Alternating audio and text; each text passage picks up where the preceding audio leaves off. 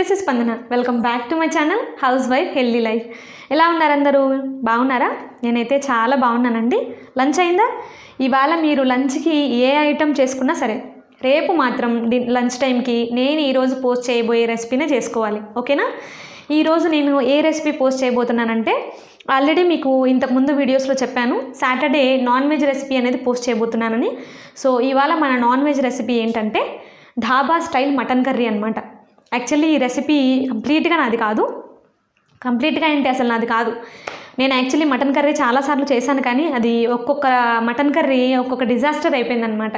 So మా హస్బెండ్కి ఎప్పుడు నచ్చేది కాదు. అంటే నేను చేసిన మటన్ కర్రీ అని కాదు, చాలా చోట్ల చూసినా కూడా ఆయనకు అంత పెద్ద సాటిస్ఫాక్షన్ అనేది రాలేదన్నమాట మటన్ కర్రీ తినగానే.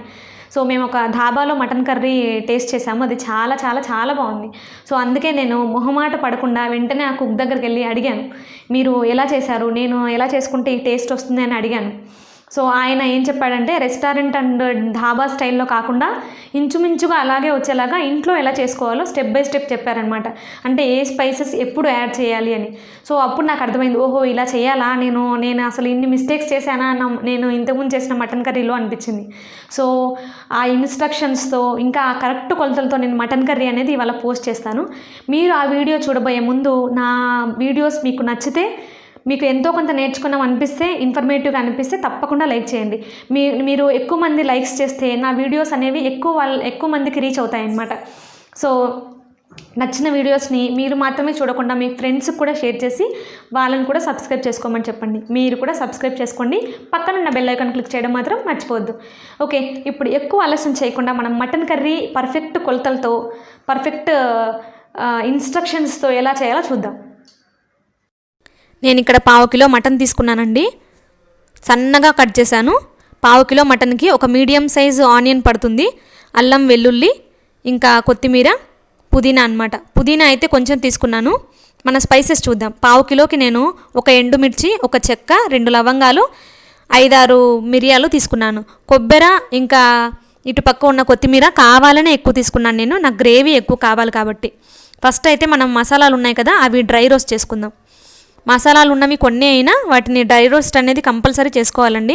మీకు కేజీకి అయితే 4 మిర్చి పడతాయి, మిగతావన్నీ కొంచెం అలా మీరు చూసి వేసుకోండి. 1/2 కిలోకి నాకు ఎన్ని స్పైసెస్ పడితే మీకు ఎన్ని పడతాయో అని. నేను మిగతా ఐటమ్స్ అన్నీ, ఒక ఆనియన్ తప్ప మిగతా ఐటమ్స్ అన్నీ మిక్సీ జార్లో వేసుకుని గ్రైండ్ చేసుకున్నాను. నేను ఎక్స్ట్రాగా ధనియాల పొడి ఒక హాఫ్ టీ స్పూన్ యాడ్ చేశానండి. నేను ఇంతకుముందు ఆల్రెడీ నాన్ వెజ్ రెసిపీలో మీకు చెప్పింది ఏంటంటే, ఇది కొబ్బరి మిక్చర్ ఉంది కదా, ఇది కొబ్బరి పాలు తీస్తే ఎలా ఉంటుందో ఆ కన్సిస్టెన్సీలో రావాలి. కొంచెం అట్లా ఇప్పుడు చూస్తున్నారు కదా, మీకు కొంచెం అట్లా కొబ్బరి విడిగా కనిపిస్తుంది కదా వేలుకి, అలా కూడా కాకూడదు. నేను మళ్ళీ గ్రైండ్ చేసుకుంటున్నాను. సో మళ్ళీ గ్రైండ్ చేసుకుంటే పేస్ట్ ఇలా ఉందన్నమాట. సో ఇలా పాలలాగా రావాలి, లేకపోతే మనము ఉడికిన తర్వాత కొబ్బరి వేరుగా, వాటర్ వేరుగా అయిపోతుందన్నమాట. సో నేను ఇప్పుడు డ్రై రోస్ట్ చేసుకున్నవన్నీ నేను మిక్సీ జార్లో వేసుకోకుండా డైరెక్ట్గా ఇలా దంచేసుకుంటున్నానండి.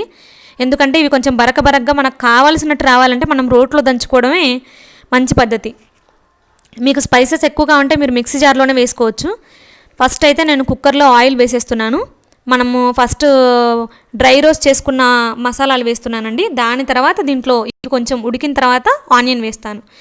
మామూలుగా చికెన్ అయితే మనకు ఎలాగైనా సరిపోతుంది, కానీ మటన్ కుక్కర్లో అయితేనే ఉడుకుతుందండి. మటన్ ఉడకడానికి ఎక్కువ టైం పడుతుంది. నేను తర్వాత కొంచెం పసుపు యాడ్ చేసుకుని ముందుగా మటన్ ముక్కలు వేశాను.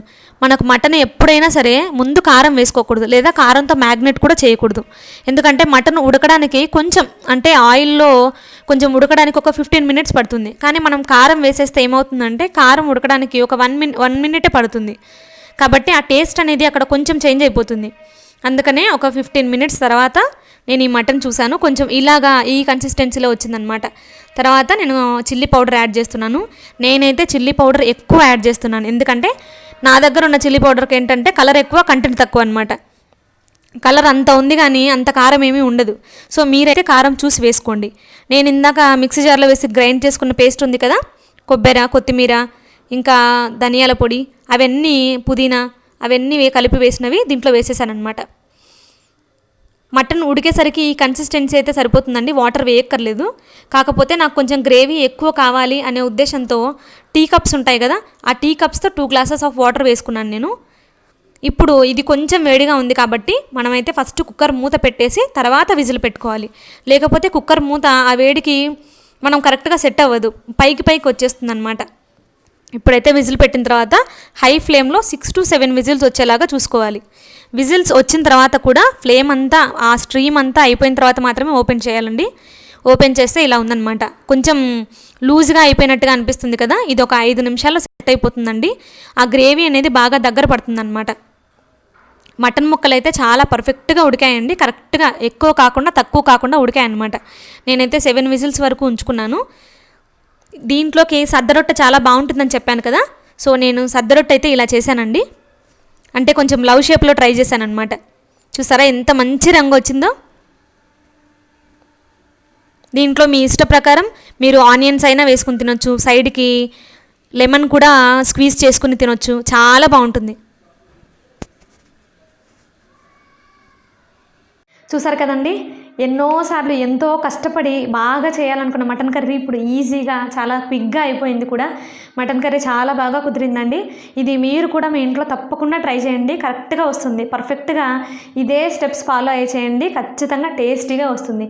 ఇన్స్ట్రక్షన్స్ నేను ఆల్రెడీ వాయిస్ ఓవర్ ఇచ్చినప్పుడు క్లియర్గా చెప్పాను, మళ్ళీ ఇంకొకసారి చెప్తున్నాను. 1 కిలో మటన్ కర్రీకి ఖచ్చితంగా 4 మీడియం ఆనియన్స్ అనేవి పడతాయి. మటన్ కర్రీకి ఆనియన్స్ వేస్తేనే టేస్టీగా ఉంటుంది. మనం మటన్ని 15 మినిట్స్ ఫ్రై అయిన తర్వాత మాత్రమే చిల్లీ పౌడర్ యాడ్ చేయాలి.